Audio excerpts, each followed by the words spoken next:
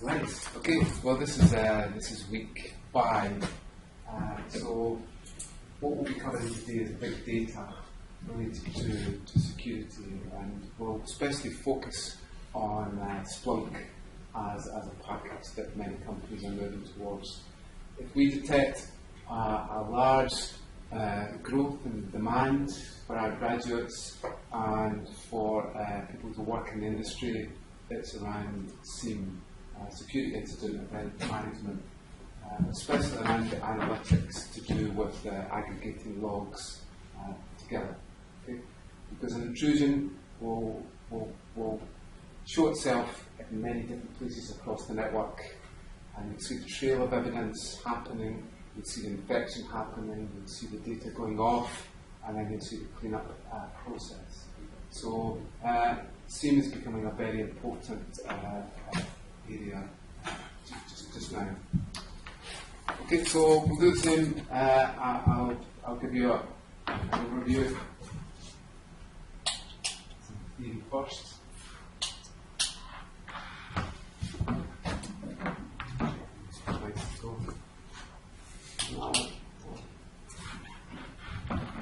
Okay, so I'll give you some outline principles first, and then in the second half we'll do some practical SIEM mining. And one thing we'll find is that SIEM is an excellent tool for not only the security person, but the IT manager, and also marketing and sales. In fact, the CEO can use the same tools as the security engineer. So it provides us with a way to really understand the analytics within inside the organisation. And as we all know, we're really moving towards a big data infrastructure. The amount of tweets increases per day, 12 terabytes of tweets just per day. 90% of all the data in the cloud was produced in the last couple of years. There are 2.5 quintillion bytes of data produced every day. That's a billion hard disks. That's a lot of hard disks to analyse. So the days when you used to be able to seize a hard disk and put it into the lab, run N-case on it, and have all the evidence there are gone. So more and more of the focus is going toward the data in the cloud. And we all leave trails of evidence around everything we do, everything we touch on the internet, we leave ourselves there. This is quite good from a marketing point of view, because we have companies such as Google Analytics, ad choices, which are actually watching every single thing, every site that we go to. So I'll maybe try and show you a little demo. You search for BMWs on a site in Google, you search for it in Google, and you actually find that all your adverts on other sites are related to BMW cars. So they're doing that through fragments of views. They're picking up your IP address, your behaviour, your browser. Every time you touch a website, every time you go somewhere, you're leaving your trace behind from them. So you might try to hide your tracks through tunnels and things like that. But the end device still sees you, the end website still sees you. Even though you're going to Tor, you might be tunneling, you'll still see the activity there. So the mining of data is becoming a sort of key focus for a lot of companies, and it really provides you with the analytics in real time. So it doesn't do any good these days to find your web server has been giving you a 404 for the last week, and you've been wondering why your sales have dropped, and you actually find that there's been a 404 on the main sales page and it's not working anymore. So most companies are moving towards being much more proactive with their information, with their infrastructure, so that they can actually see when something is actually happening at any given time. Okay, and we're all really moving towards this IT infrastructure: banking, oil and gas, e-commerce, transport, healthcare, social care. It's all going towards IT. We become more and more dependent on it, and we're just as dependent on the internet and the Wi-Fi connection as we are on heating and lighting and having a place to live. It's almost a fundamental part of our lives. And the other thing is that this thing we treat for data, actually, it's really quite useful for lots of other things. so we can now carry voice over it. Video, as we see with YouTube, much of the traffic in the US is through Netflix and so on, live streaming of TV. And obviously, if we get the Internet of Things together, then we could have a whole lot of sensors that could connect to the Internet. Okay, so really this thing we've booted up, we've got working. It's pretty bad. From a security point of view, it's horrible old protocols. Doesn't quite work. Nobody quite understands the security and so on. But it's working. And it's doing really well. Now what we need to do is to build our new virtualized infrastructures within our clouds. Okay, so the buildings of the past we're building now on okay, and so it's been said that a data scientist is one of the rock star jobs, a security engineer too, and so on. So it's perceived to be one of the great jobs of the 21st century to be a data scientist, to be a big data scientist, to be an analyst is one of the rock star type jobs that are out there just now. And within big data, there's what's called 3 V's. There's the velocity of the data, and that's the speed that it's actually coming to you at. So if you were logging network packets, say for your IDS system, on the core of the network, is the velocity slow or is the velocity fast? Fast. If you're logging the accesses to maybe a room, some data, or the people who come in and fit that room, is velocity fast or slow? Fairly slow, compared to gigabits per second. So you've got to cope with the velocity. The velocity might be, you can cope with it, then all of a sudden there's lots of data, and it'll be swamped. Something like Snort gets very stressed. You run Snort, and it runs great, it's fantastic. It logs all your packets, you put it on 2 or 3 data streams, and it starts to drop. You put it on the core of a network, and it goes, I can't cope with this, because it's got to rebuild every single stream. It's got to buffer them all, and remember them all. So on a core of a network, say like in Nokia, you might have hundreds, thousands of connections at a time. So it's got to try and remember that, and it just can't cope. So we've done experiments here. It doesn't take too much, but you've got 100 alerts in there. If you ramp it up at 20 megabits per second, it starts to decay, 90%. This is 10% of the alerts, and stress it even more, and it just gives up completely. So your IDS system, you've really got to watch. You don't overworking it with the velocity. And what you normally do is that you filter. So there's a good demo that tells a few words done. We'll look at dashboards later. You go into many special operation centers and you have a big dashboard. The big dashboard isn't complex at all. It's got a single graph showing network traffic. It shows you normal traffic, not show you FTP or Telnet or something like that. And maybe over here it's showing you the amount of good logins against bad logins. It's a pie chart. I've seen one, I'll try and show you later, where they have Pong. Remember Pong? Remember the game Pong?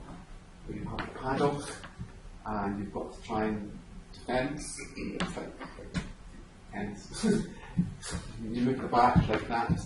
So I have seen a special operation centre, quite local, that actually have that. And it's a fantastic visualization because you can actually see the packets coming in and the packets getting bounced off the firewall and the packets that go through.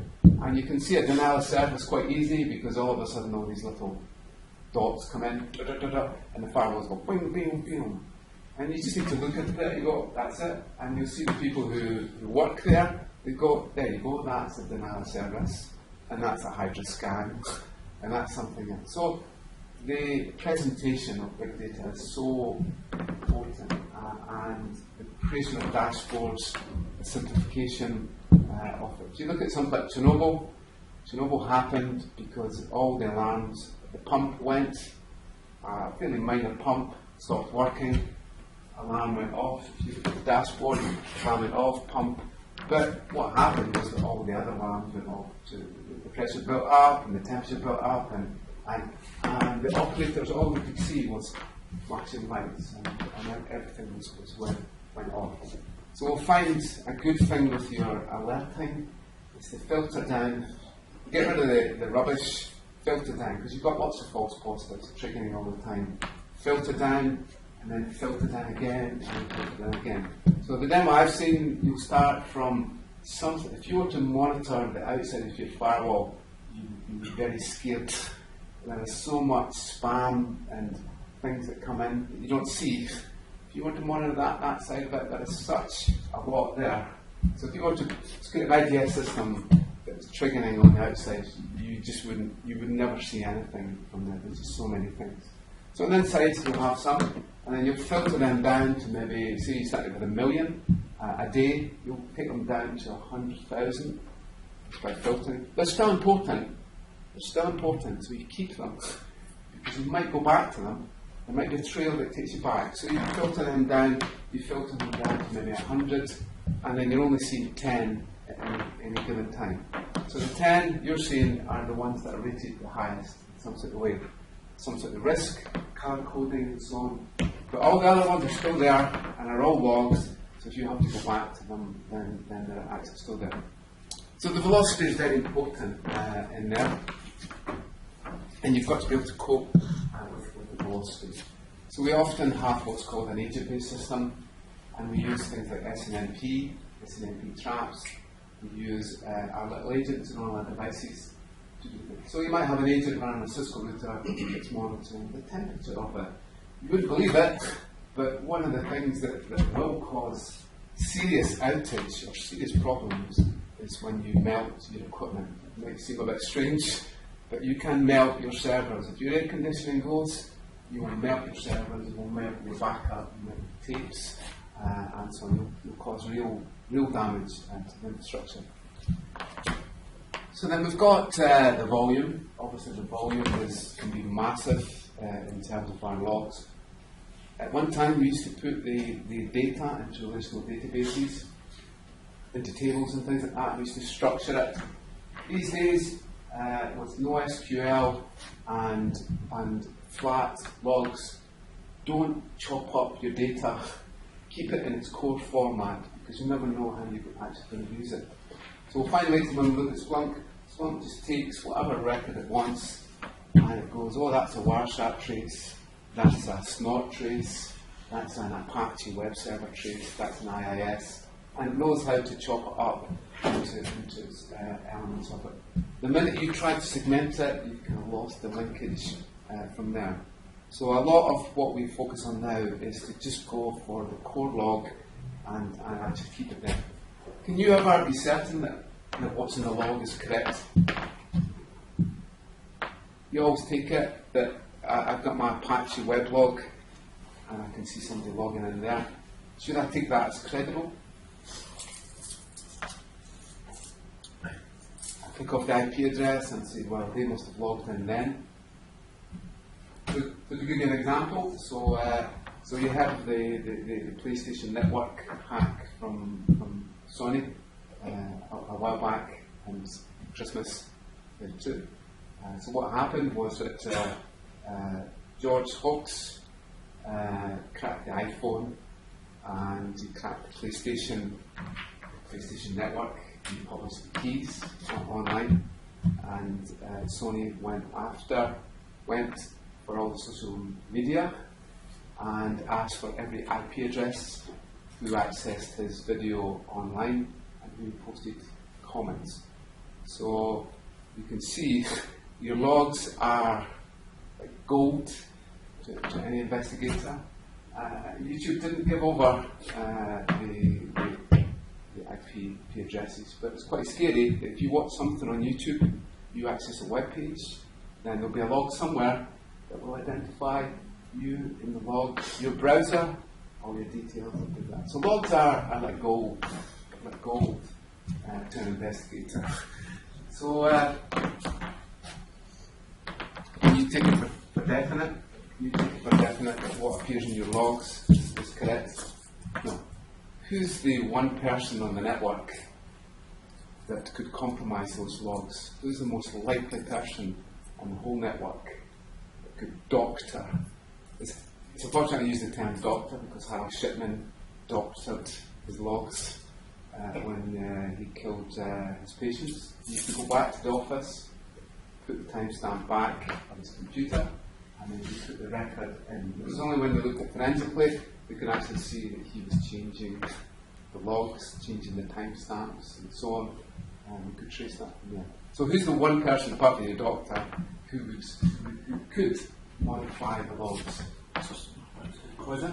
Yeah, System admin. So system admin is always going to be the one that could, if they wanted to, have access to the logs and could change them.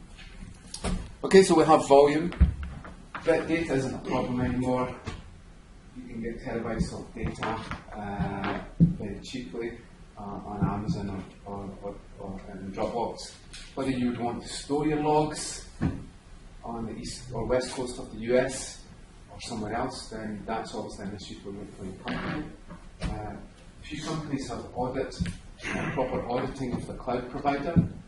50% of big companies have some sort of auditing of their cloud providers, such as Amazon, and they can go into Amazon and ask to see where the data is stored and who looks after it and what the backup is and so on.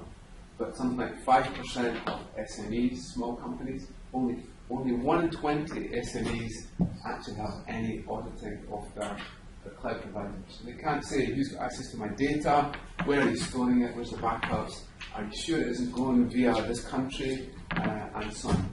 If you're big, you have a big company, you have enough money to be able to employ auditors to be able to go and audit your cloud provider.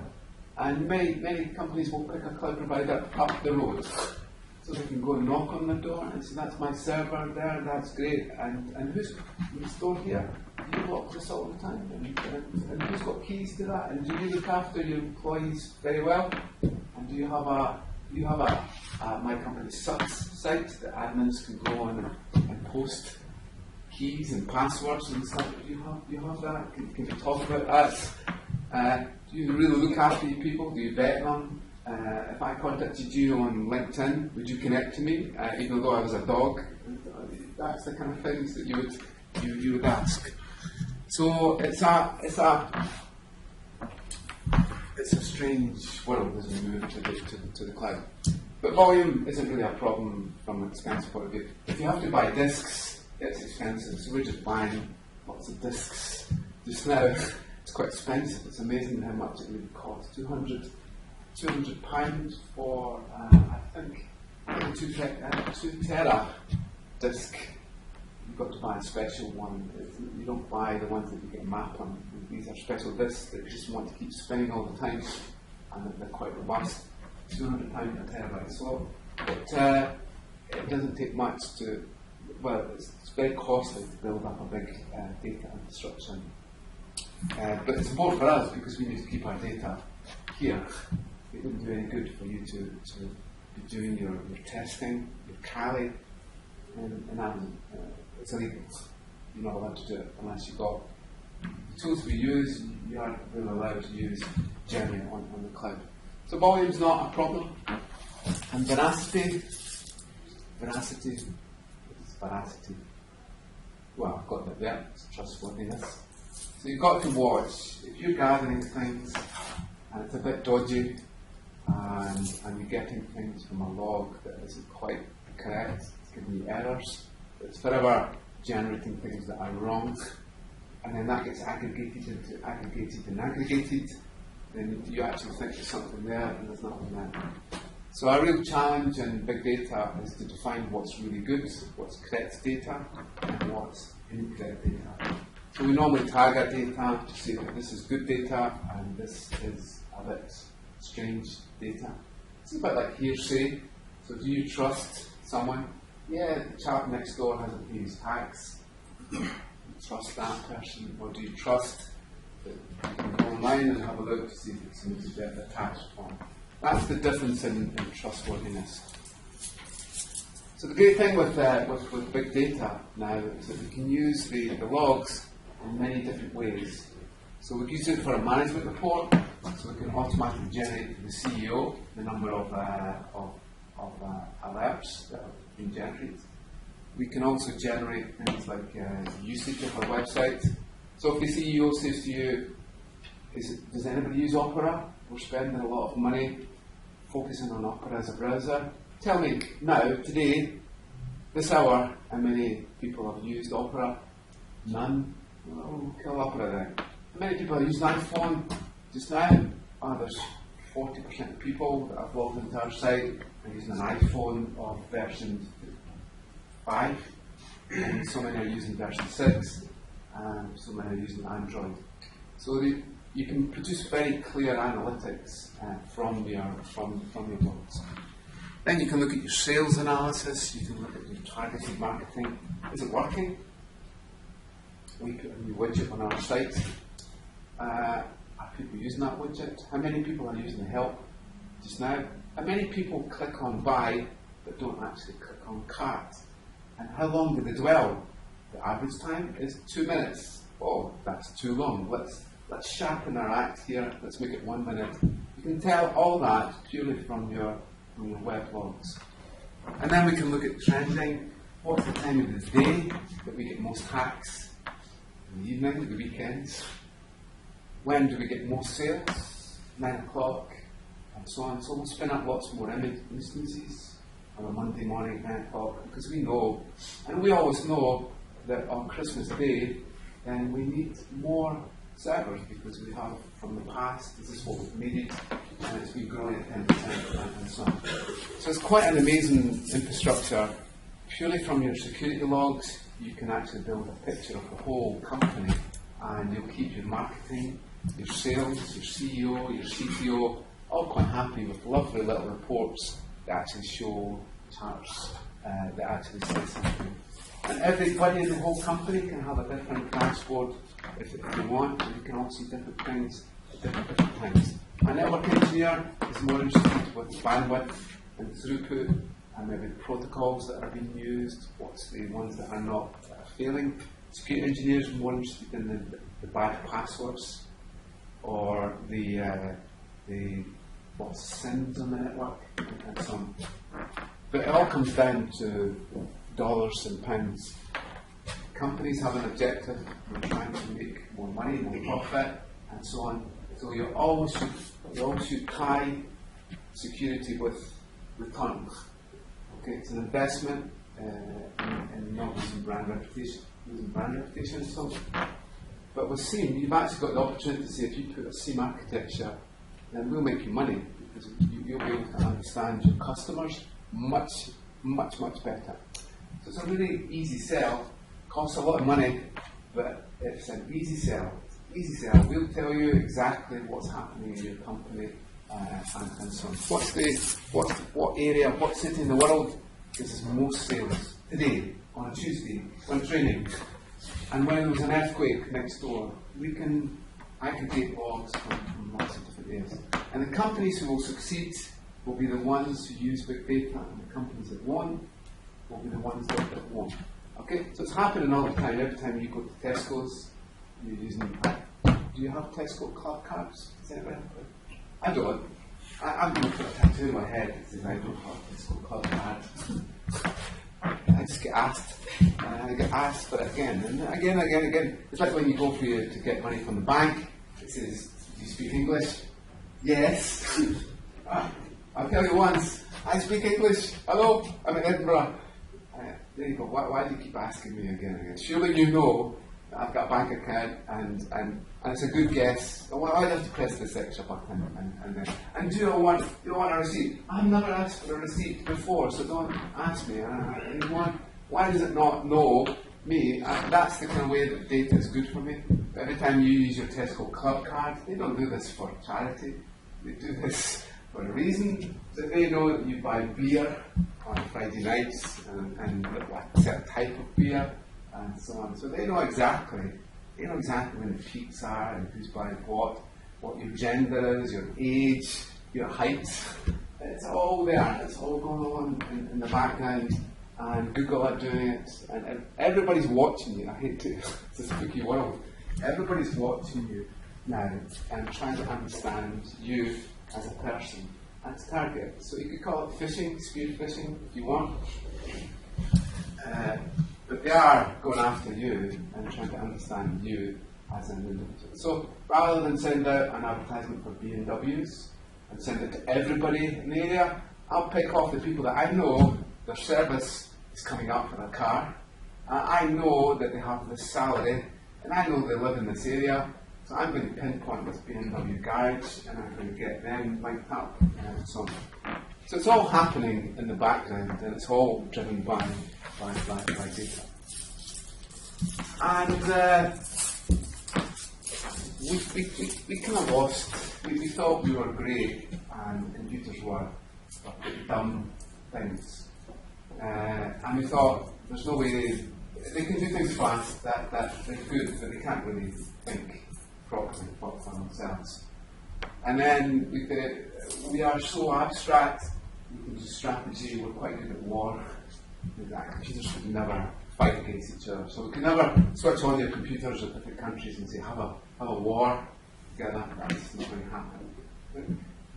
But we thought chess is the ultimate, because chess is just so complicated, so many billions and trillions of moves possible, just one change and it changes the whole thing.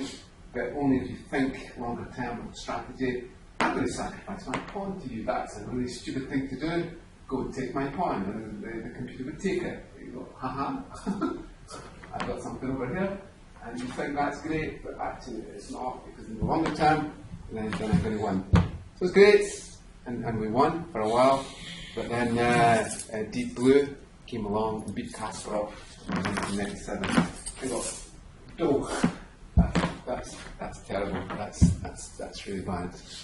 Well, they can't beat us at English language, for goodness sake. I mean, will Hearts win the cup is a really difficult thing for a computer to reason what that means. Hearts, it means a heart to them. Cup, what does it mean this? Cup, I mean a Scottish cup. I don't mean this cup, not cup in general.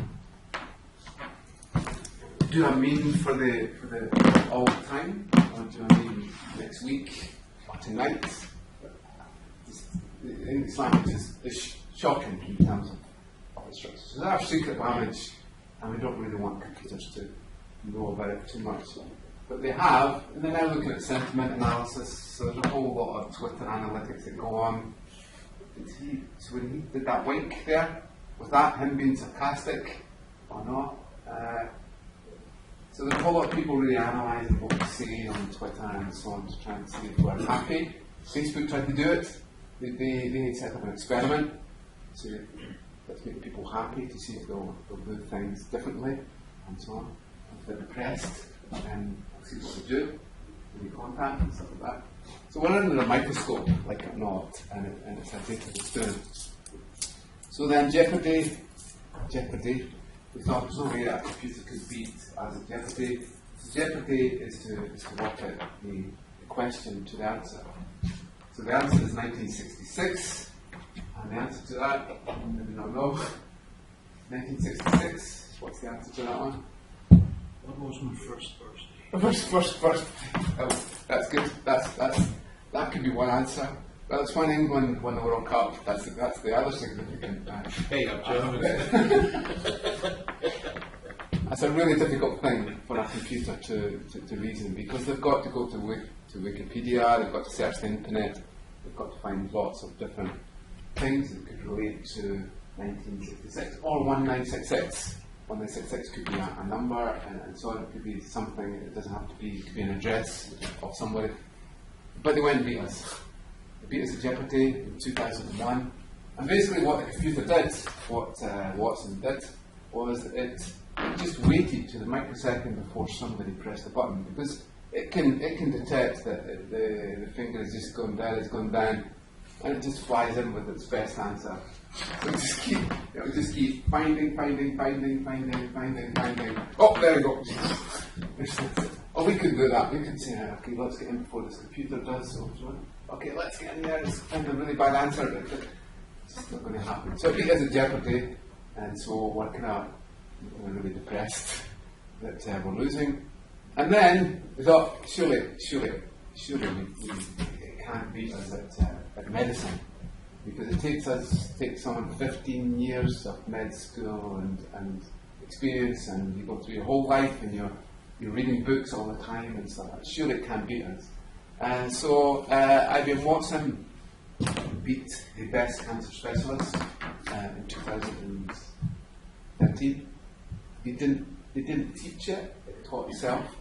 So they basically threw unstructured data at it, like X-rays of lung cancer. They didn't tell it what was in there and what it was looking for. It read every single web page in Wikipedia to do with medicine.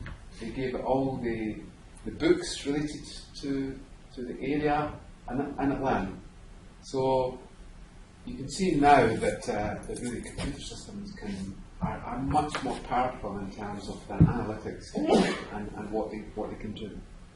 In terms of security, you're never going to beat a human in terms of actually detecting a human attack, because humans know how humans work and how they operate. And the computer cannot learn how humans work? It could. Well, we have a research project here working on it. We have a research project where we're looking at artificial intelligence for machine learning of attacks, and it's quite easy for signature type attacks. It's very difficult if somebody's committing fraud or something like that. So it is a challenge for it to do everything in the one box.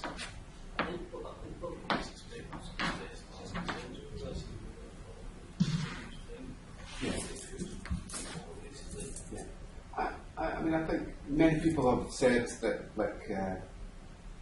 AI will take over the world. It's never quite happened. So there still are tools, and they're to be used. And what we need to use them for is what they're good at, which is being fast and storing lots of information. And it's still up to the human to make sense. Otherwise, we don't have companies anymore. We're just a big mainframe. If I buy a bigger mainframe than you, then I have a better mainframe. So a lot of it now is to be writing the rules and the algorithms and the analysis tools to be able to aggregate data across. And it's a very difficult thing for computers to do. Okay, maybe we'll have like computer warfare. We'll just say, right, we're going to have a fight now, and then we're going to switch our computers on, and then the cyber attack, and then after the day we'll say, right, that's it, it's finished. Oh, we won, so that's good. People wouldn't get killed and so on and so on. But that could happen. So let's look at SIEM. So why do we do SIEM? Well, we've got many different things. The big stick is compliance. So if you have a compliance person that comes in every year or every 6 months or every month, if you're a bank and you have the Bank of England coming in and knocking on your door, you have your auditors from KPMG who are looking at fraud. You have people looking at your company and to be able to audit what in certain markets, such as healthcare. You've got to have certain audit compliance implementation. So that's like the big stick, is the audit compliance. You must do it if you're working in a certain industry. You also have your own internal audits. So somebody in your company should come along. You should never test your own security. Someone comes along and starts testing your own program. You never test your own program because you know, don't do that. No, we're going to make it crash. You're going to make it cry if you press that button. Don't let somebody comes on and I'll press that button if I want. So you should never test. So we have internal audits every now and then. We'll kick our own tires and see if everything. So if possible, you have a test environment and you put everything in your own test environment and you kick the tires in there. Because if you kick the tires in a deployment, then you can bring the whole system down. And then you've got to protect your own assets. The assets is the infrastructure that you have. You've got to protect your data. So more and more A lot of it's around protecting the data. Exabytes of data, we'll take the Sony site, exabytes. 2 terabytes is the latest micro SD cards, 2 terabytes fits there. Now, a whole of a company website can fit on that. So you could eat it. It's what past security. I won't say what happens next to actually get it back out again. But you should never do that with an SD card. SD cards are a bit big to get a bit difficult later on. So lots of data. To tell me some of the other ways that data, we'll come on to data loss prevention later in the module and see how important it is. Apart from eating an SD card, what other methods that would someone, if an intruder was to take the whole company file system off your site, what other methods do you think you could use? Was it? Bring a device? Yeah. So they could bring along their own USB, their own phone, and things like that. You can set up a Wi-Fi hotspot and things like that, and get the data off there. Anything else? Send it. Was it? Send it to the cloud. Yeah. Using your mobile phone as an access point and send it to the cloud. Yeah. So it's very difficult to detect Dropbox actually. IDS is really difficult. It does a lot of peer-to-peer stuff. It doesn't really sit and set port. There's Skype too does a lot of local peer-to-peer stuff. It'll try to connect to your neighbour's machine. It's not so busy and so on. So it's not so easy to detect cloud type syncing and so on. The tunneling, as we'll come on to, tunneling. I set up a tunnel, end-to-end tunnel. You can't see what's actually in there. Yeah, but how can be detected? We'll come back onto that. We can't. We'll come back onto it. There is things you can't detect, but someone can create their own tunnel and can go almost undetected. We can also compress, and we can zip up, and we can also encrypt our files. So any scanner, any IDS which is listening won't be able to pick up the signatures that we looked at last week. So you're looking for PNG files. If it's compressed, if it's zipped, if it's encrypted, you won't be able to actually detect it. So then you've obviously got to protect your users from abuse and obviously protect your data. And then you want to detect fraud, you want to be able to build up customer trust. You see a lot of banks now, actually the advertisements are not about you'll get a loan, you'll get an interest rate of 1.5%. They'll say something like, we'll fix your iPad. And that sounds a bit like PC World. Your kids, we'll teach them software engineering. Oh, that's really good. And we'll be your friends, actually. You come along, we'll buy a cup of coffee. You go along to a bank now, and it's a very good chance to have a coffee area with croissants and stuff. They want to be a friend, you want to build trust. So security is one thing that you can build trust. If you've been hacked, trust goes down, and then people will leave your bank. So you need to build trust, and especially you need shareholders to buy your shares. So we detected with Heartbleed that Yahoo's shares died before it was even announced. So Yahoo was pinpointed. Agnes@bingo@yahoo.com was the, if you look at the screenshot of the Heartbleed capture, it says Agnes@yahoo.com. So it obviously, they pinpointed the Yahoo site, they published her email address there. People caught wind of this. They knew about it 2 weeks before it went live. There was a lot of patching, especially in Facebook. It was basically the people in the bars in Los Angeles hearing all the rumours about something kicking off, and we were in big trouble. 2/3 of the internet was kind of stuffed. They go, well, okay, that's fine. Oh, and Yahoo is one of the ones. Let's actually bail out of Yahoo, and let's really stand away making money. Let's bail out our stock, and let's wait, and then when it goes back up, because it will, when it dies down, it's only a news item for a day, and then we'll buy the stock back again. So we detected that. You can see all the big players that were involved in Heartbleed lost money before it was even announced that people knew it was happening. And what basically happened, it happened and went back up, and then it hit and the news worldwide, and it went back down again. So you've always got to watch your share price. There isn't a definite linkage between share price and security incidents. So we're watching Sony just now, they reckon 15 million, which seems very low. Their share price is held up because people are talking about Sony, and so there can't be a linkage, and they can destroy the company, of course. So shareholder trust is a key thing. So these are some of the reasons that we must comply, we must implement some sort of SIEM infrastructure. So they're US, which I apologise, US focused, but many companies have a US base, and will often comply with some of these. So I advise you to go for an interview. If you go for an interview in any companies that have one of these things, to actually have a look at the audit compliance things related to it, because that's likely to be what they're going to be asking you to do.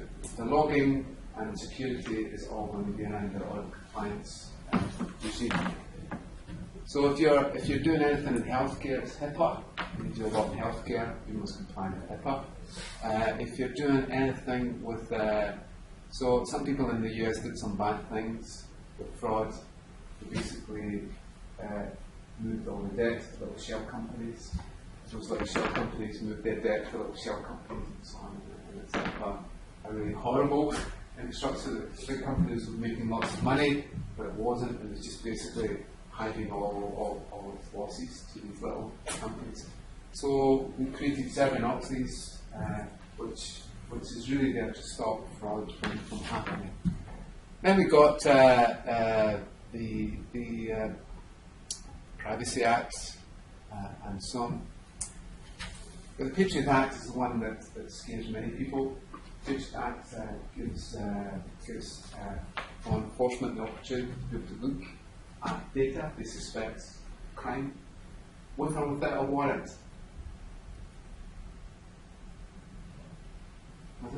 Without. Could be without. But many of the cloud providers are battling like anything and will challenge every warrant that comes in. So you might think that Microsoft and Amazon and Twitter and so on just give in. There's a star rating online. I think those big ones, I've got 5 stars, which means that they will fight every access to it. They will get a legal team involved and so on. So there's not an automatic hotline of data from your iCloud to an investigator. The companies will, but they're battling because Microsoft have got some data in the Dublin data store, and the US investigators want access to it, and Microsoft said, no, the data is in Ireland. We have laws in the EU, and so those laws are getting stricter. If anything, we cannot. So it's a really weird world that we live in. But you don't really believe that the CIA or the Homeland Security gives Turkey $11 loans? Yeah, I'm on camera just now, but we'll talk about that one later. I have my own personal. I'm just an academic, so there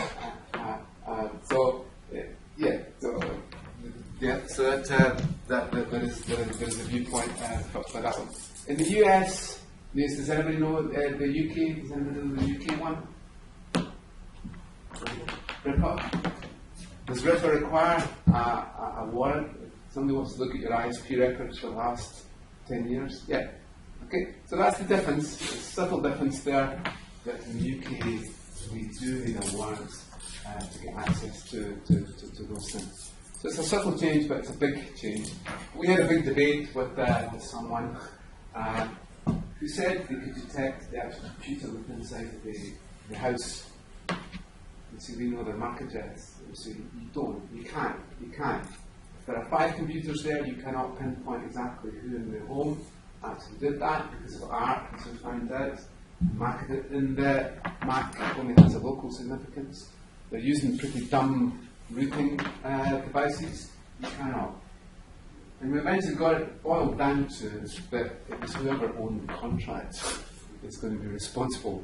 So just watch that. If you're in a home and you're shared and something dodgy happens, they can't detect exactly whose computer it is, then it's likely to be the owner of the ISP broadband contract that will get marched off. Because there's nothing on your computers now that can really, it's all down in the cloud. Access this, they use Tor and so on. There's no sign at all from there. Okay, so in the UK it's RIPA, and we also have the Data Protection Act in the UK. And on the other side we've got the Privacy Act, which Andy has ever talked about.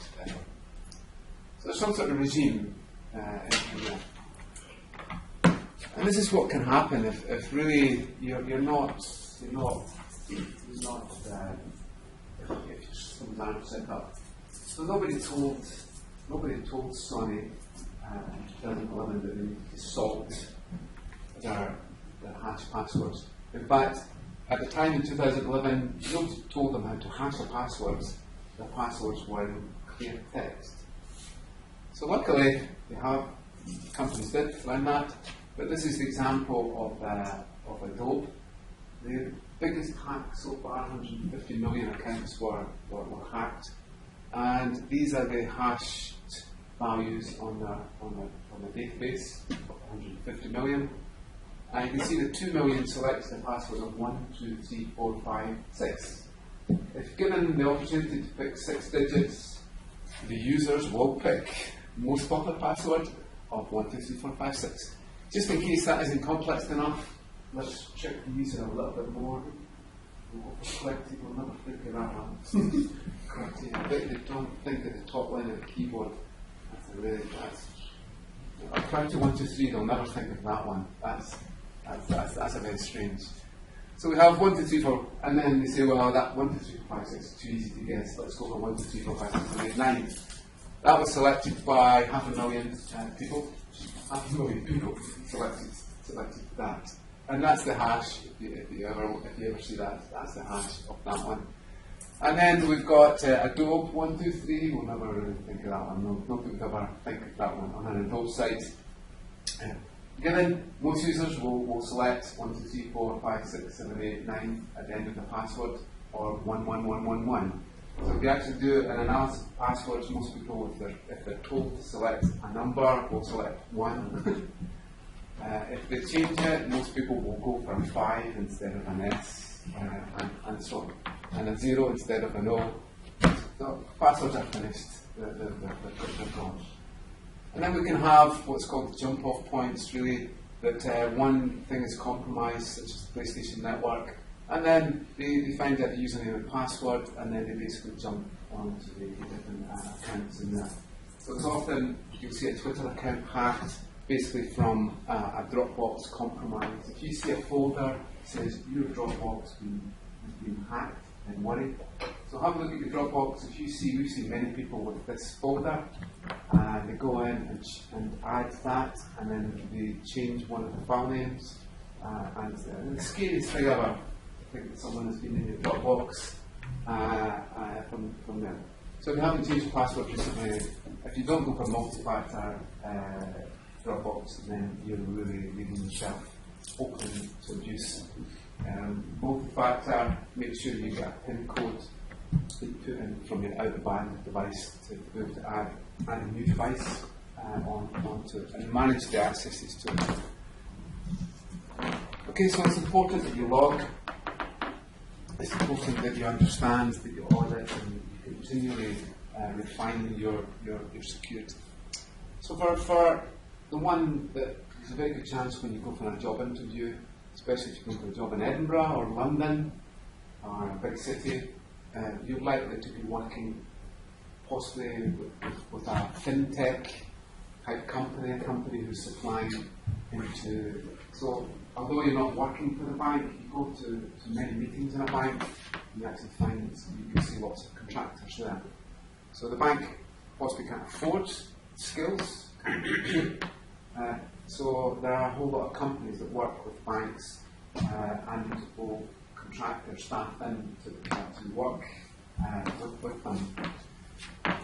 So PCI DSS is one of the most important ones, and this is the 6 areas that you've got to actually. If you do anything online, sell an e-commerce, your credit card payments and so on, you must comply with PCI DSS. You've got to build a secure structure. You've got to have firewalls. You've got to have IDS systems and so on. It's got to be private networks and so on. You've got to protect the credit card details from there. You've got to be encrypted. You've got to be session keys and so on. You've got to monitor and test your network. So it's not just a matter. You hear many people that say, "You've got an IDS system." Oh yeah, where is it? It's over there, and that's fine. Is it running? Yeah, the light's on. That's the light's on. It's fine. And have you looked at it? No. It's working now. I told you. Tick box there. When audit comes round, I say, "Do you have login?" That doesn't work anymore. You've got to define really and maintain a policy. You've got to keep defining it, and you've got to make sure that you've implemented it properly. You've got to have strong access control. You've got to have access levels of your network and physical security. So you don't have a front door and you're straight into your data center. That's not a very good idea. You have levels of security that only you're allowed to go into that area if you're accompanied by somebody with a special badge and so on. And then you've got to go through. So we've seen the man traps. You've seen these man traps things in some places. There's 2 doors that you go in. You go into one door, and then there's a man trap. Yes. So there's a trap that you can fall into the floor. I don't know where you go, but you go in there, and if you're rejected, there are places where you've got to go through one door. You then get your checks or scanned, and then that door closes, and then you've got to go through the other door, and so on. If you ever do the CISSP, which is really interesting, they have a thing in it about the size of the fence. What size of fence should you use? And I'm not joking. Is it 4 feet? Is it 8 feet? Is it 12 feet? If I had a pole vault, then I could probably get over that. What type of dog? I'm not joking. What type of dog would you use in a high security site? I mean, a dog is one of the best security things you can do. A dog with sharp teeth, a German Alsatian with sharp teeth, nobody's going to argue with that. Pin codes and stuff like that, that's fine. Biometrics. A dog with sharp teeth that has hold of you, that'll keep you out of there. I have been to several places where they have a dog that the dog just walks around and sort of sniffing for explosives and things like that. But if needed, it will go catch that thing. So don't dismiss your security. It's just as important. Big dog with sharp teeth, that's a really good thing to employ. Someone with a gun, that's another thing that can be used there. Okay, so you've really got to then maintain some sort of vulnerability management system so that you're watching every day for the latest CVEs and knowing that they are. So Server-Nazis is the other one that you'll probably come across. Spain, US, a few companies are there, but many companies just do it because it's a good thing. And really, it's looking at conflicts of interest. Like I'm a director of one company, I'm also director of another company. That was a bit dodgy. So it's really looking at all these things, and it was really caused by the Enron, Tyco International, WorldCom fraud that actually happened, and it was actually implemented. Okay, so this is what SIEM gives you. This is the key things. So what you're really doing with SIEM is to be able to log on all your devices, anything, router, switch, end device, IDS, all your server logs, everything that really happens on the network. It's all getting aggregated together. All coming in different formats, and let's not call it one format. Let's just keep it how it has been. Keep it as it was, and don't sort of try to merge it all together and structure it and call it something, because we don't know how we're going to actually analyse it in the end. We then have a correlator, and the correlator will correlate. If I see a network packet coming in, I then see a login on a network, and then I see a firewall port being opened up over here, and then I see some data leaving from that other server. So the correlator is really bringing all the things together and trying to correlate the events to make them into a coherent picture. We then have a dashboard, which is really reporting all of the things that are happening on the network. It's a real skill. Less is more in dashboard design. Don't create a dashboard with lots of little charts and things and things. Create a nice simple one and make it work. There's some compliance, so you might have an export, so when the auditor comes in, you say, let's look at the report for PCI, or something like that, and it'll produce a nice report for you that you can actually use. There's some retention of the data, so if you've got to retain logs for 2 years, say, of ISP records, and all the ISPs have got to record all your accesses from your site. We used to store them on CDs.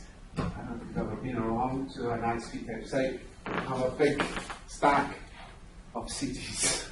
How is anybody ever going to find what they're looking for from these CDs? More and more they'll store to the cloud, but obviously somebody's got to look at billions and billions of records to actually find things. And then there's some forensic analysis that we can use our logs to be able to trace what happened when. So more and more our forensic analysis, this is where forensics happens. Less and less we're looking at disks and things like that. More and more we're looking at logs to be able to find things. Okay, so some of the things we might want to log are environmental. So log the temperature, log humidity, all our database records, all our files and our systems, our IDS systems, the Active Directory, emails, log emails, headers or contents even, monitor print jobs there too, because you can actually tell something from there. So those are some of the things that we might want to log from there. So what we'll do is we'll have a break for just 5 minutes, and then we'll continue on, and then I'll give you a practical demonstration of Splunk. Hopefully. Okay, thanks.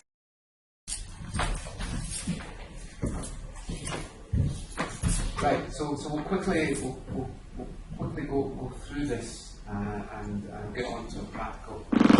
You'll see it when we do our practical demonstration of Splunk, how this really all fits in. So it might seem quite abstract to you just now, but most people are talking about sharing logs. How can you tell if it's a threat across the whole industry? Should companies be sharing the logs with other companies, and so does that breach any laws, and so on. So it'll become more apparent.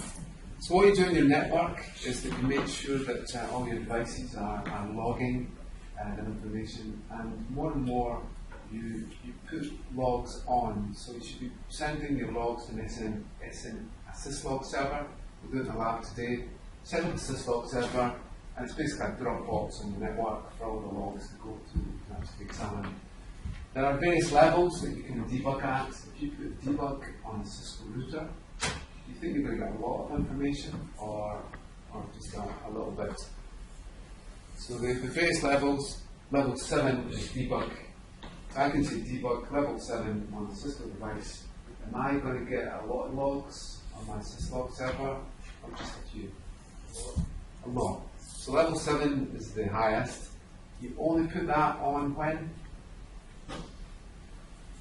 you debug it. If you've got a problem in your network, you put debug on, and then when you're not, you put debug off. But what you've got to do is you've got to define the level at what you're going to log at. So something like emergency is only when, what's an emergency, you think? What would log on an emergency on a Cisco device? Was it? No. That's not really an emergency, is it? Temperature's high, it's shutting itself off, there's a severe bug on the system, and so on. So if we wanted to go for something like a SIM, and so on.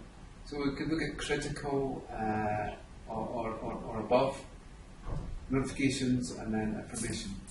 So this is how we set up our device here. We set a login system because we've only got a limited amount of memory on the Cisco device, and the buffer runs out very quickly. So when you go to the buffer, you only see a day or an hour or so. If you want to get all your logs, you've got to be really logged to your syslog server, and there's enough data space to be able to log everything that's happening. Okay, so we define the level that we're going to log at, and this is what you see in your syslog server. This is the Kiwi syslog server there, and you just come in with some messages, and then what we can do is we can use Splunk to be able to mine them. Okay, so what are the various types? I was going to get the latest Gartner quadrant diagram for you. This one's still pretty representative of the industry. So the way you read, Gartner can kill your product, or it can make it unbelievably successful. So what we have here is a completeness of the vision. So does your product have the vision and can it execute it? Okay, so you might have the greatest product in the world, but you have no market for it, no customers are using it, nobody trusts you, and so on. So you're really going to struggle to get it. But if you're an IBM or an HP or a Dell SecureWorks, and if you've got a product, you can execute it into the markets much quicker. So this is really defining, what quadrant do you want to be in? Top, where? Top right. Top right. So this is the magic place. This is the leaders in the industry there. These are the ones that are really quite struggling. These are challenging as much as we can. These big boys here, and this one, they're struggling here. So there can be lawsuits and so on. If your product gets put in one of these places, then companies who have that product will say, "Oh, I'm a bit worried. Maybe we should be going for these guys up here." So it can really cause a lot of problems if you're not in the right Gartner quadrant in there.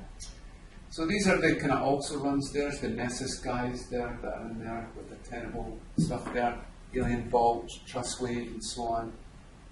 But these are the guys, Logarithms, Splunks, the HP, McAfee, ArcSight, and the IBM QMAS. Typically, the big boys have bought over a little company who've been really innovative. So they tend not to be coming from the R&D labs. They're coming from a little company who did really well in SIEM, and then the big boys like Cisco say, "Well, I've got to have a bit of this for our product so we can make sure." A lot of the industry is all about integration now. You don't say, "I'm Cisco, I do everything in your stack, I do your data center, I do your networking," and stuff like that. A lot of the companies are looking at integration. They're saying we have Cisco there, we have F5 there, we have VMware here, and so on. So it's really working with companies to define their architecture. Okay, so those are the ones that are in the But I take it these are all commercial products. It's not there's no free software in this diagram. No. And this is worth a lot of money to get this. Yeah, I wonder whether it's the SolarWinds is just on the challenges side. I thought SolarWinds one of the leaders in that business. I completely agree. They do a critique of them, and they do try to defend it. Many big companies have 2 or 3. They'll have IBM and HP together. The HP is doing their PCI stuff, and then IBM is doing something else, and then I'll have a Cisco integration and so on. But many companies are saying, "This is silly. We've got many of these products. Why don't we just merge them all together and we just have 1 or 2? You're not going to get one because you're going to be so dependent upon that company for your SIEM that they can." So I hope I don't get quoted on this. They can charge what they want. So it's a well-known case. The companies go into companies and say, "Well, we'll give you really cheap licenses." I won't say the company who did this a few years ago, but they went and said, "Right, we'll give you a per person license," and then you go, "It's really cheap." And you go, yeah, that's fine. Use it for 2 or 3 years, and then they go in, "Well, it's now 10 times as much, and we're going to change it." And you go, Well, rip it out, and you can't rip your SIEM. I mean, you can't. If you rip your SIEM out, then you're killing the company and all its analytics and so on. So really, you've got to ride two horses at the same time, possibly. Okay, so the best thing that Cisco ever did recently was to implement NetFlow on the devices that you have. Have a little look at their GNS. NetFlow is a great feature in a Cisco device. NetFlow allows you to gather data on FTP traffic and telnet traffic at any given time. So they'll do all that aggregation and all that data collection for your SIEM to gather. This is what you call a busy. This is a busy dashboard.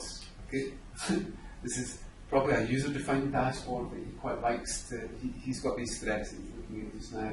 This isn't going to be your dashboard for your company because it's just too all over the place. But this is you will typically see a trace of network traffic and maybe the different types, and then the alerts are just kicking off. Okay, so this is the Q1 radar site system. So you find that in a lot of places with the IBM product. Okay, so there's what you typically do is that you would run your NetFlow, and the NetFlow is giving you lots of statistics that are running off your Cisco device, and then you have a NetFlow collection agent. You configure it so that all the information actually goes to that device, and then that can be ported on to your SIEM. So if your SIEM crashes, then at least you've got the NetFlow device listening. It's listening on a certain port, UDP port, and it's just basically collecting all the logs. The logarithm one is interesting, but difficult to see there. Logarithm one really focuses on making everybody happy in the company. So everybody's got their own dashboards. It's a bit difficult to see from here. I'm probably in my glasses on there. But everybody in the company really likes logarithm because it's giving you different ways to look at the data on the system. So I think the roles that we've got there are the CEO. The CEO is very happy because it's getting analytics from sales and operations and so on. You've got to mind that this could be used for spying.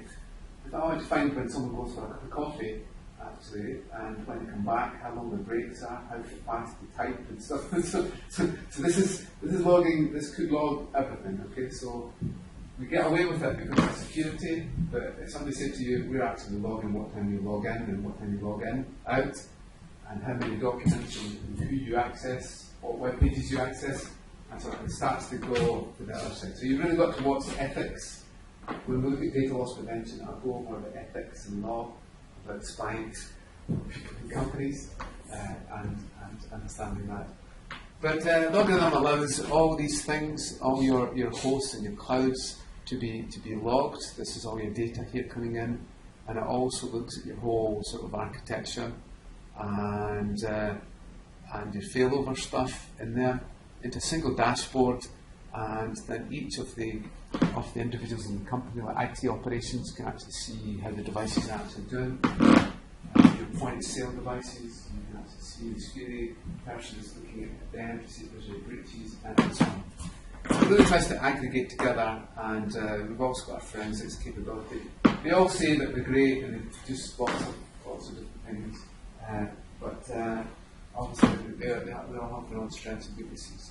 So this is the kind of dashboards that you'll get from the and probably when you look at this, it's meaningful for the person in there.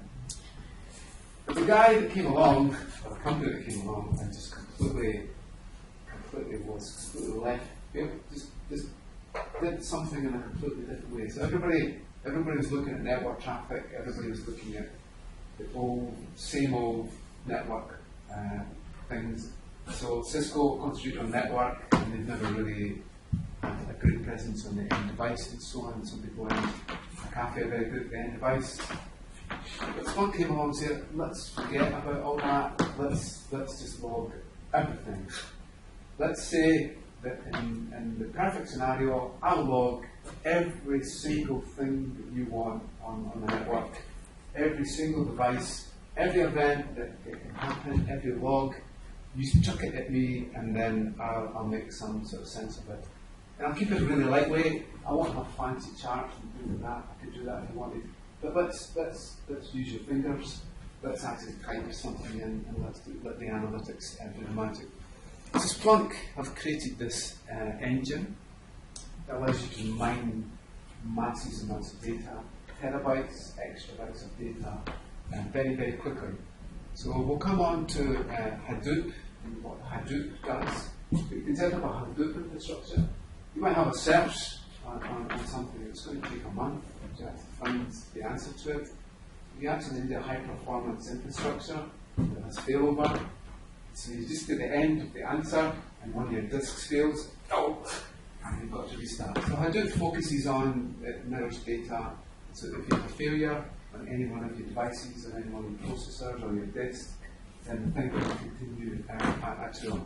And that's all to do with kind of setting a robust infrastructure. And many companies are looking at setting their own Hadoop so that they can analyze the data. So underneath the hood, you've got your engine, which is doing all the things like detecting files and chains. If you're interested, whenever someone changes a certain document on the network, ping comes up and says, Fred has now accessed corporate accounts, secret, private, unbelievably private accounts for doc, ping.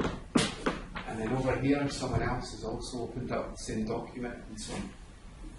So there's a whole lot of things that are going on in there, but it will log virtually everything that you want onto this. And this is the kind of dashboards that you get from it. From there, just any dashboard that you really need.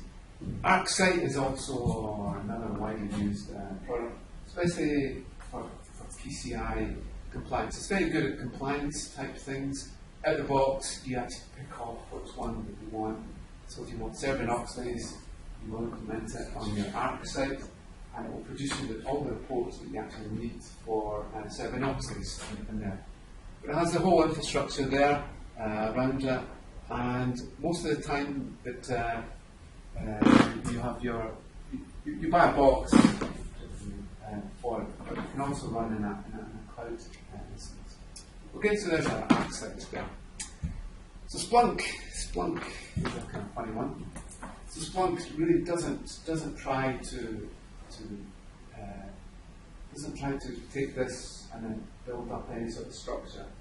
So it takes the logs as they are, and then tries to keep them like that, and then we'll find the search terms that the user can actually use. So these are two examples.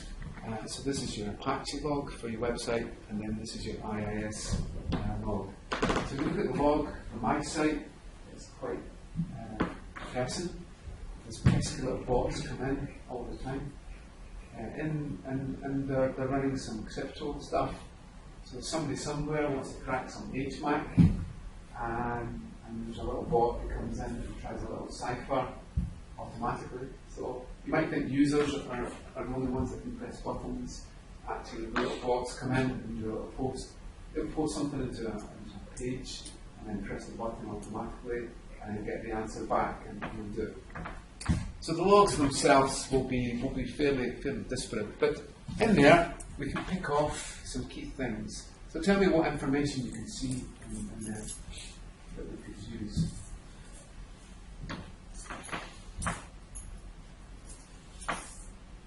See the browser? Browser, so the browser type is in there. So we've got Chrome there, Safari, operating system, date and time, IP address, HTTP. There's a get and a post. What's the difference between a get and a post? You see the URL request completely, and one see just the URL. Yeah. So the get passes the parameters through the URL between the ampersand. So you can see the whole thing there. The post happens when? When would a post happen on a page? Was it? When you submit. You press the submit button between the form tags, anything between the form tags, which is an object that you submitted, to the server. Okay, so we can see some of that there. So those are the two types of logs that we'd look at in terms of our analysis. Then we've got other ones. So this is the security log on Linux. So our security log will look something like this. There's a failed password and so on. So we can either put successful passwords, or failed passwords, or both together. It's up to you. My advice now is just log all of them. It does no harm to log both successful and unsuccessful, because if you've got Hydra, it's the ratio of the unsuccessful to successful that you're really interested in, and not necessarily the number that you want. A lot of security is focused on not signature protection anymore, but on anomalies. We get 10 failed logins a minute, and now we get 1,000. There's something happening there. So anomalies are key to the infrastructure. And then eventually we can get some sort of analytics. So this is the analytics between the number of gets against the number of posts that we actually have. From our security log, look, we can actually see, we're going to look at the Buttercup Games website. Buttercup Games is where somebody buys games online. So through the security log, through the Apache web log, we can actually look at any given time, for any time range, the number of sales that we have for each of our products. You can see here the strategy games are the most important. Okay, so it all runs in a cloud. Okay, so I've got this running on my Amazon instance. Will I put the light out? Is it better? It's all included in the demos, the lecture, so don't worry.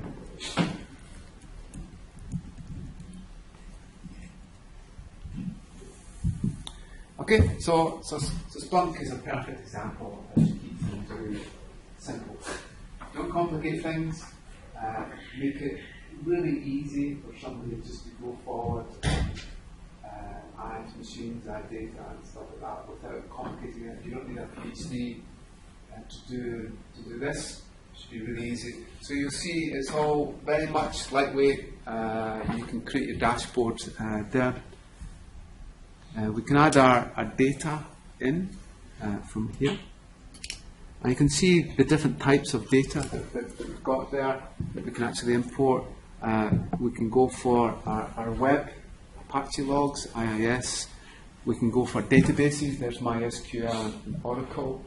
We can have an Active Directory data that comes in and have a live feed from each of these. We can look at getting logs from Wireshark, Snort, and so on. So it will take virtually any log that we actually throw at it. One of the more interesting ones is obviously when it can monitor the files on the system. And there. And we'll just set that up. If you see there's a little term WMI, I don't know if you can actually see it. So we'll cover that in the lab today. Part of the Sony Mac, we use WMI. WMI is an amazing little tool that can find everything. Everything about a domain, a network, a host, access to the command line. You're going to find all the details of everything on the machine at WMI. So you see WMI is actually in there, from there. But we can log. So if I wanted to log my own machine, so I can go there. And here we go. I can set up any of these logs that I've got. So in Windows we have 4 main logs. Application logs. So application logs is where what would you find in an application log? If the software crashed or problem with it, that would go into application log. Always put your logs on. You're shocked. I'm always shocked when I look at my logs. I've been trying to get into my machine. I won't see on camera here, but you'll go in and you'll see people weekends, evenings, just logging into your machine, trying to log in, and and so on. So always make sure your logs are actually fully on for both successful and unsuccessful logins. So we obviously set up our login. Okay, so I could apply, could add my logins, my events that I'm going to log in here. So there's our application log. So let's see what's interesting in there. Not very much. Oh, there's an error. There's an error. The Bonjour service. So standard sign of badness. Somebody clears the logs. So if you go on the system and there's a gap in the logs, somebody's disabled the logs, restarted, or somebody's killed them. It's not difficult for somebody to pop a log file of EPT and doctor it. You should put it back on. It's better now with Windows 8. It does detect that you've actually done something to it. But it's not too difficult for you to actually take the event log and do some bad things, add new things in, put it back on the system, and so on. So I was just telling, I was saying that our coursework, we'll be looking at a complex crime. We'll have to look at the logs and Wireshark traces and try and understand. I think last year there was a site that sold tortoises online. So there's lots of pictures of tortoises and things like that. So we're going to get you quite a complicated crime. We've got to look at it in Wireshark and networks and so on. And we've got some codes for you to crack and so on. So that should be ready hopefully quite soon. But we'll give you the hosts that were involved in the crime too. And obviously what you do is you correlate what you see in the network traffic against what's in the host. If somebody deletes something on the machine, you see that I saw that in the Wireshark trace, that went onto the machine. And where is it? So we just pull up NCase or our tools and we're going to find the deleted file that deleted. Okay, so we'll have a look at that later. Okay, so we can log virtually anything on our machine. There's a security log. I could log my and this is in the cloud. I'm running this, so this will pinpoint my machine and we can connect to it, and it will pull my security log, put it into the cloud. It's on Amazon just now. Obviously, you have it on your own corporate website, but it will create that link to my machine, and that will log all my security things. I can also export it. So if I got it as a file, I can export it into it as a file. Okay, so you can see things like we can monitor directories. We can look at TCP and UDP packets. We can link to Wireshark and Snort and so on. We can watch the registry. So if anything changes, the startup key, when we looked at our malware, if anybody goes into my machine and tries to muck about with that startup key, it'll trigger Splunk, say, found you, I've got it there, and so on. And at least we'll have a whole trace. We can actually see what happened before that and what happened after it. So as you can see, there are so many things. We can monitor our Active Directory and so on. And so I won't add data source in that, but you can see there's lots of things, and more companies are integrating in with it with their devices and so on. So you can see that it's a key focus for many types of infrastructure. So what we'll do is we'll just get started with our analysis. Okay, so you see I spent all this money and this is what I get. It's not very much there. But that's just genius. That's genius design there, because it's why Google succeeded and Yahoo didn't quite, because Yahoo put lots of stuff on the page, but more and more cluttered, and Google had a search. So I mean, this is what you want as an analyst. You just want to be able to very quickly find your data. So we're looking at the Buttercup games, and what you'll find is that it helps you all along and to find your data. Oops. So it will build the strings, the search strings for you. And a lot of what we do is scripts. We do scripts. We prototype and we get scripts and then run the script. So this is showing us this is reading from 3 Apache logs, 3 email server logs, and also from a security log. So the security log is giving us failed passwords, the Apache log is giving us our sales, and the email site is giving us obviously our email data. It's a bit difficult to see from there, but this is our logs here. Okay. And what it's managed to do is it's managed to parse the interesting fields. So on the left-hand side, this is all the things it thinks are really interesting, like the source IP address, destination IP address, date time. So it kind of knows what an Apache log looks like, and it's going to say, well, that's the bit difficult to see from there. I apologise for that. But you'll see something like action in there, and referrer, all which appear in there. So what we often do is that we'll pick off a request that was quite interesting as part of what we're looking at. It's a bit difficult for you to see that from here. But then let's say we want to have a look at what are all the IP addresses that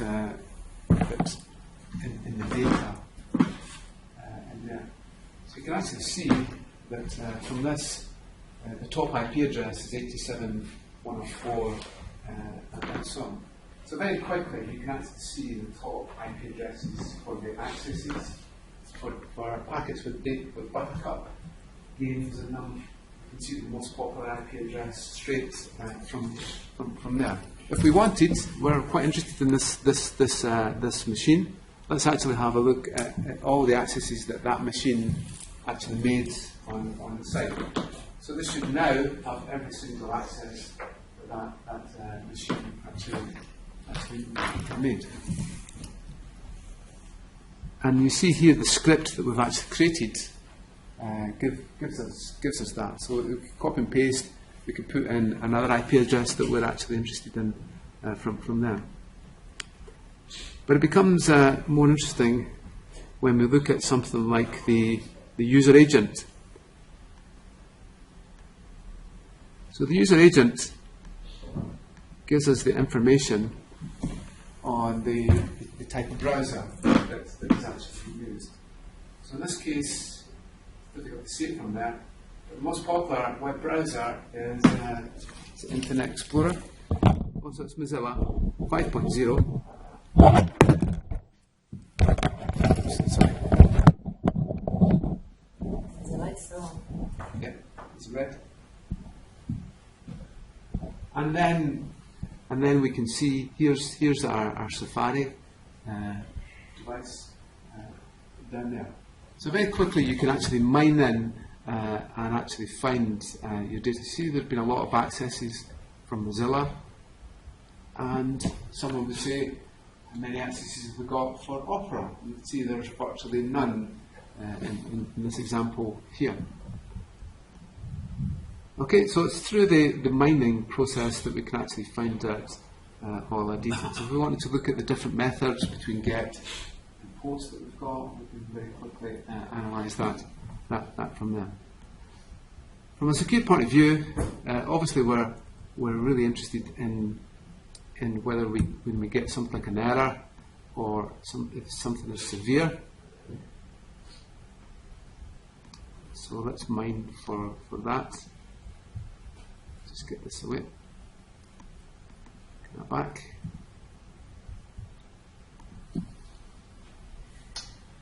Okay, so this is giving us all the times that we actually have an error. So you can see here there's an error in Buttercup games.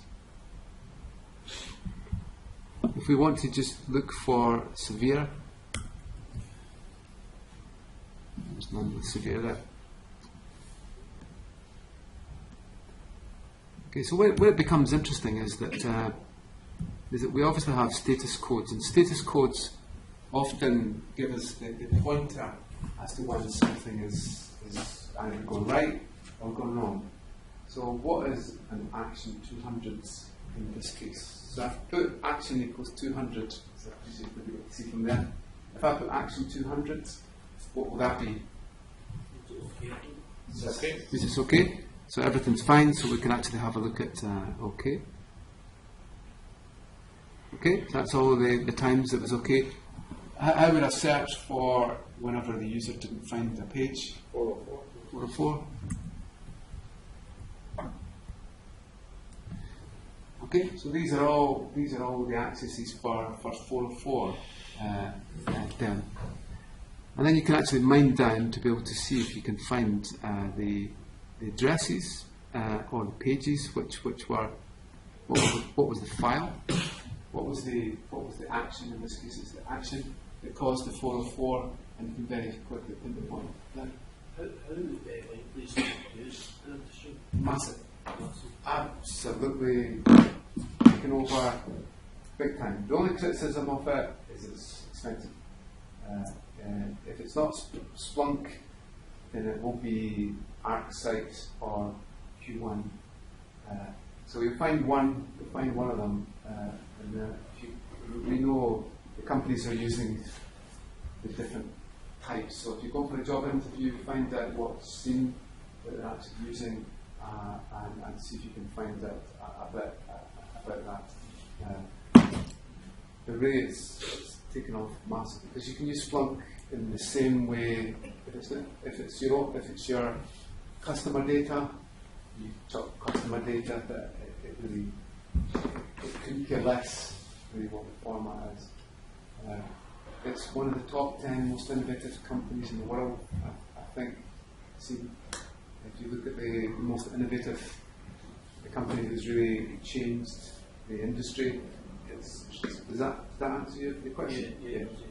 Massive. I mean, really have a look at it and you see the full power of what it actually gives you. And this is all coming in from security logs. Okay, so we can do a not equals, so it's difficult to see from there. But this search, the status is not equal to 200, which means everything, and the action is a purchase. And then this will give us all the status codes, not 200, and whether it's actually in a purpose. And the good thing is that we can actually look at it in terms of the timeline. So we can actually focus in. So there was a lot happening there. So let's actually have a look at that. And you can actually zoom in on a certain event. So you can take it over years, or you can take it over minutes, and so on.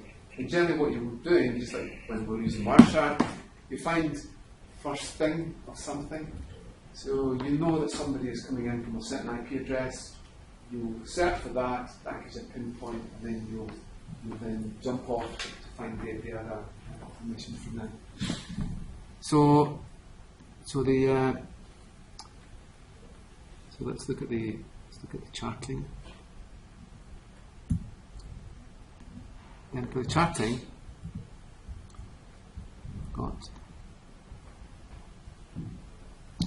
okay, so we can find out, say, between the number of gets and actual posts that we actually have there. But then we can go ahead and we can visualize the data. So this is basically just mining for the number of gets that we've got on the site against the number of posts. But Splunk, we can optimize that. We can get it in any sort of format that we want, and then we can go ahead and we can even just analyze from here to see all the data. So in terms of you producing reports, it's an excellent sort of method to be able to get an output from them. Then once you've done your analysis, it then just becomes a dashboard. You copy it to your dashboard, and then that's what you would actually see from there.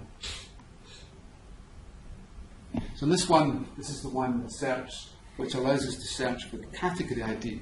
And what you typically do on your website is you tell the developer use certain names of things. And those are going to be the parameters you're going to pick off in your search. So you say, what are you going to use for your category IDs? It's this, and this, and those will appear in the log. So in this case, we've got strategy as a category ID in the URL, arcade, and so on. And so very quickly, you can actually visualize it, and you can see exactly what the sales are of any given product at any time.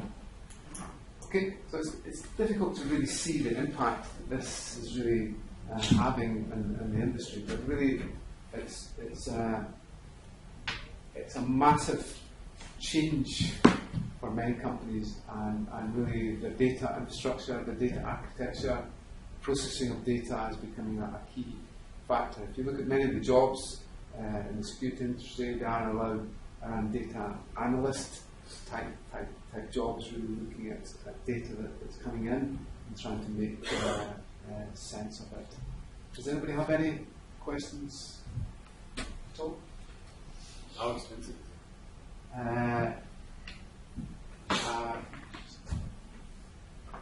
For a big network, it's extremely expensive. I'll give you an idea in the lab. I wouldn't like to quote. So, did you buy it?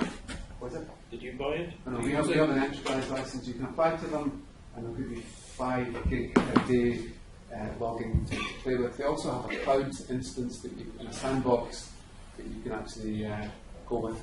But in our cloud, we'll be setting up a Splunk. We've got quite a few student projects which have implemented Splunk across in our cloud. What's the key audience for this product? So what's the company's business? Finance, supermarkets, anybody with any IT infrastructure of any reason. One of the NHS does not have it. We'll have it. No, we don't have it. Okay, thank you. So I'll see you.